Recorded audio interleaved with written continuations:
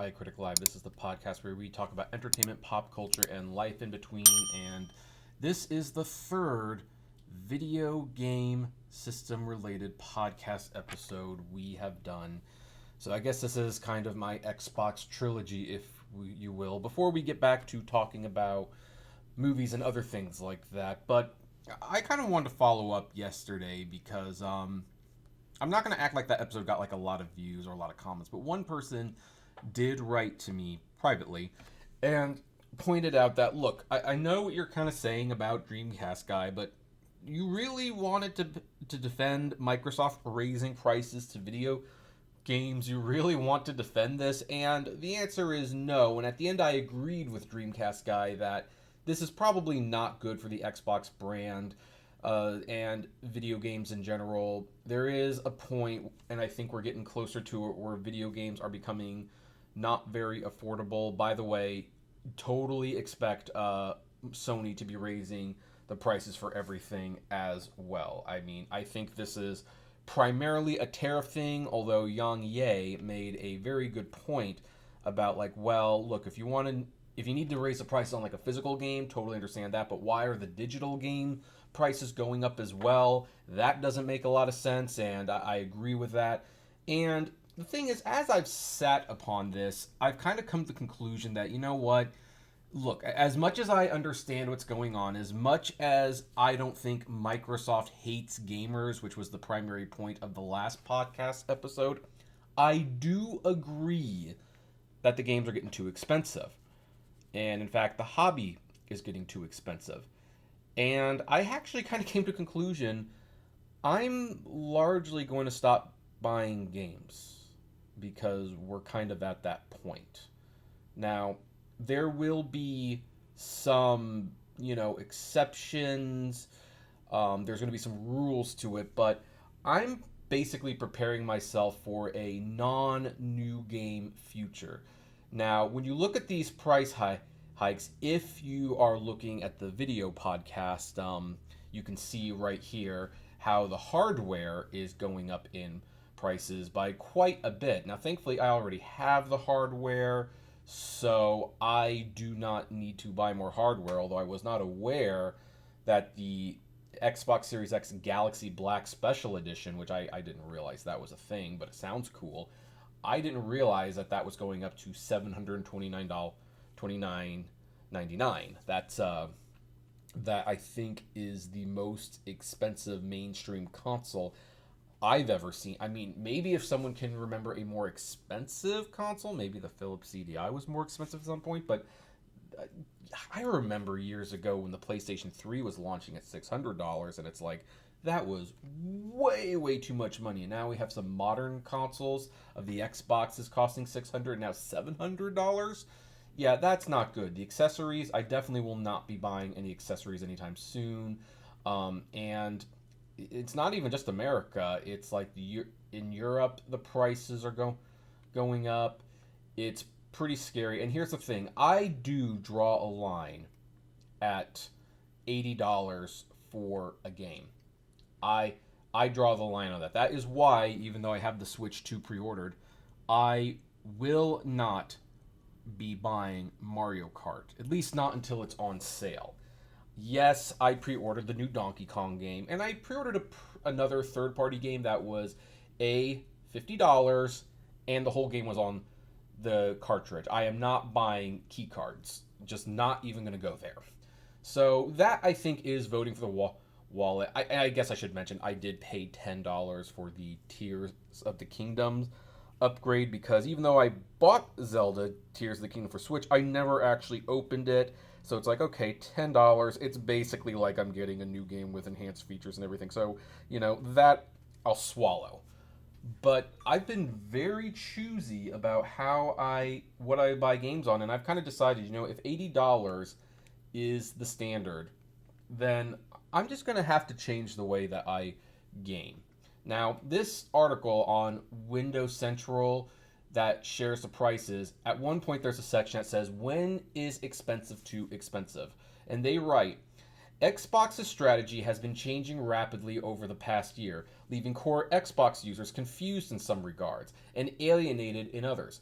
Microsoft revealed that it will no longer prioritize making games exclusive to its Xbox console ecosystem, despite having said in court that PlayStation can use those sales to fund timed exclusives such as Final Fantasy VII Remake and Death Stranding that exclude Xbox customers. Xbox has been faced with questions along the lines of why own an Xbox when major games like Forza Horizon 5 are now available on PlayStation 5, with absolutely zero likelihood that PlayStation would reciprocate by putting its own games on Xbox. Up until now, at least, you could point to hardware value, but that option has gone out of the window.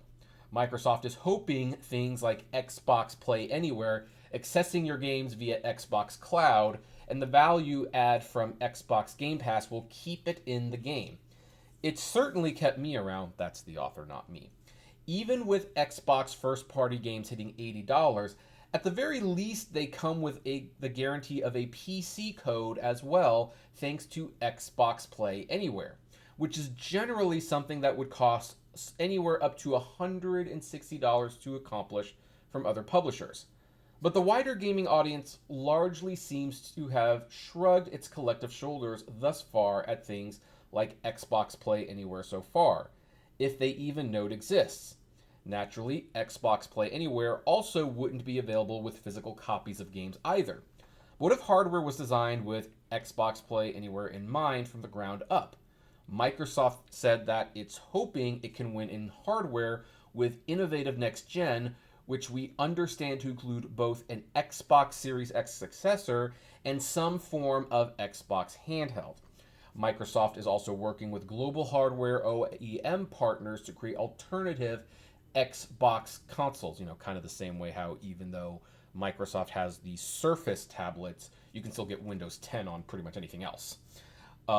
Whether all of these plans, which are largely just words for now, actually helps Xbox firmly remains to be seen. Xbox hardware has been on a near constant decline for years at this point, but Microsoft did post record third quarterly earnings for games just yesterday, suggesting that, at least from a business perspective, the strategy is working. But I do agree that things are getting too expensive. So here's what I'm going to be doing. I do have my Switch 2 pre-ordered, and I have a couple games. I did not pre-order any extra controllers. I did not get the camera. I might still get the Nintendo Switch 2 camera. I might just do that. I don't know yet. But I think that's basically going to be the last of the new games I'm buying for this foreseeable future.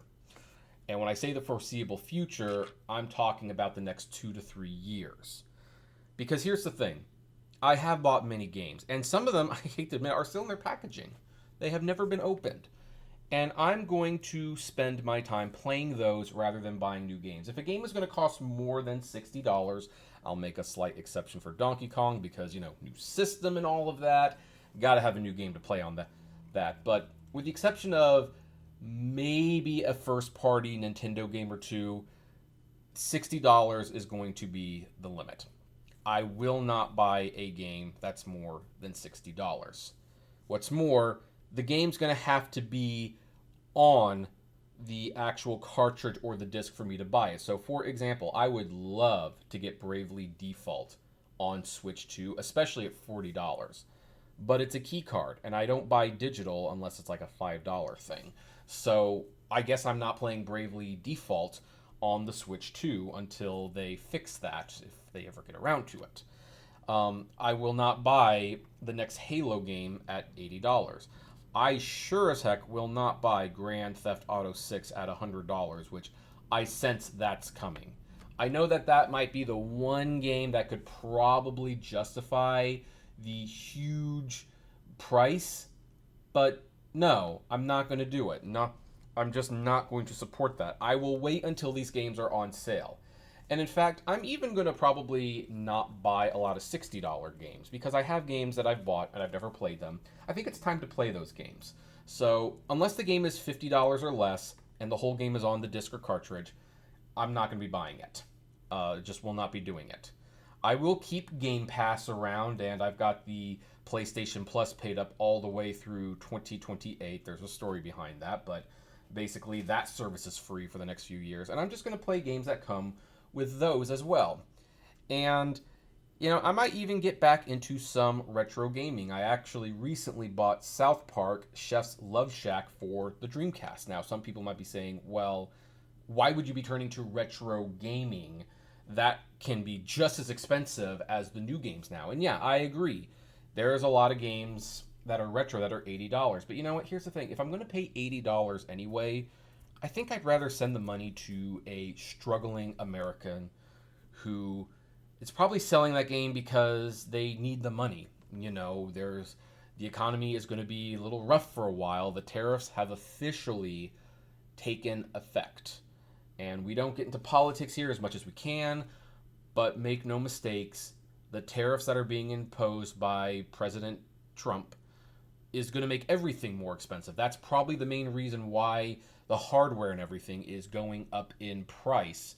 It's not just because Nintendo did it, it's because these tariffs are making these things cost 30% more money.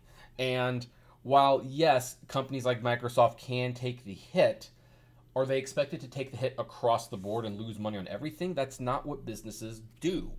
They have to pass those costs to the consumer. A tariff is a tax on the consumer. The consumer pays that tariff.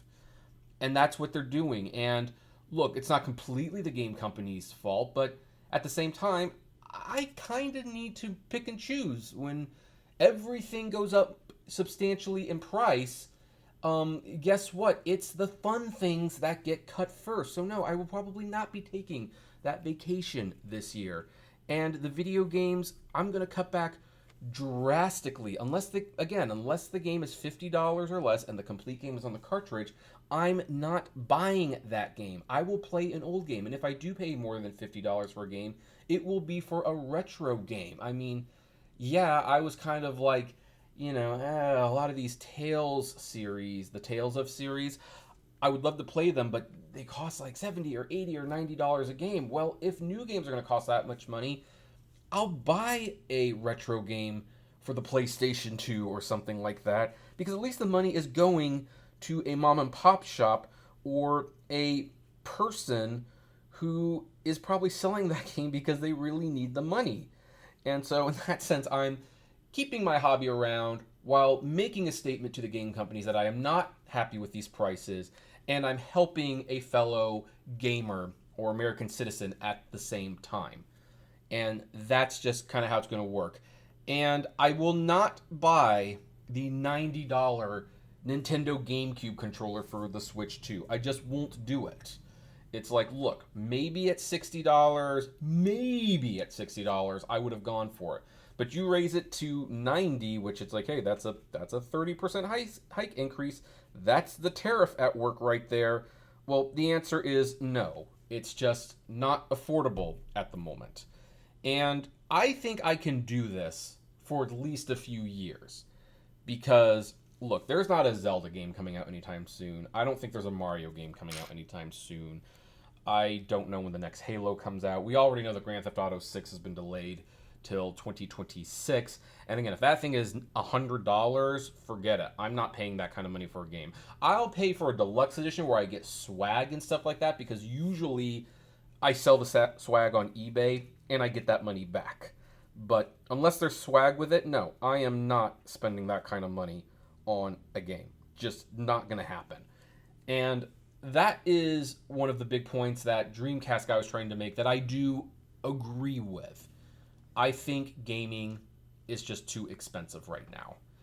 And I do think that they are going overboard with the prices. I think the tariffs are causing some of this, but I also think there's like a little bit of greed in there as well. It's not just that the tariffs are going into place, it's that they want to see if they can push that boundary a little bit more. Because again, if you have to raise the price on physical games, all right, I get it. I don't like it, but I get it.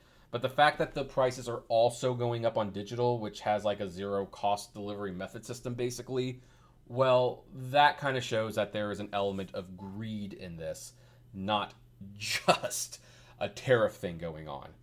And again, I am lucky that I have the hardware. I will probably keep my Switch 2 pre-order, but especially since I think the Switch 2 is going to get more expensive with the second shipment. Don't think that the Switch 2 is going to stay $450 come the holiday season. It's going to be $500-$600 come Christmas time, and so will the PS5. And we're going to see what happens to gaming. I think that there is going to be not necessarily a crash, but a video game recession. And granted, I think the whole world will be heading for a recession. Again, we don't like to get into politics much on this channel, but I think these tariffs are just a very, very, very bad idea all around, especially with our allies and things like that.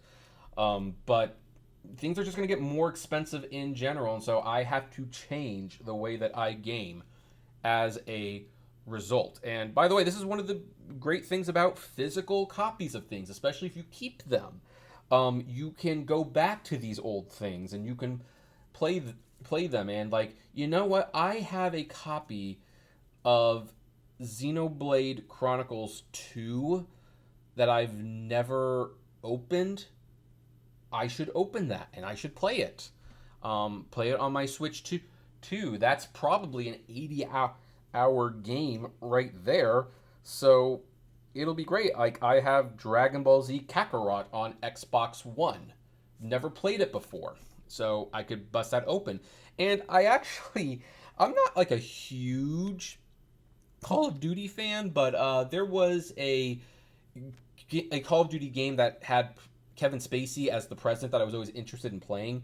It's on sale on Xbox Digital Store for like $20. For some reason, it's not part of Game Pass. Well, I decided to go on eBay and I found a copy, brand new, still sealed, for Xbox One, $5.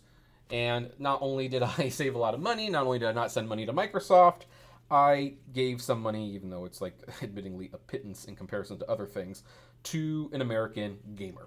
So, yeah, folks, vote with your wallet. I mean, I can't tell you what to do with your gaming hobby. I do know that these price hikes, I mean, geez, $729 for a 2 terabyte Xbox Series X. Look, I love the Xbox hardware.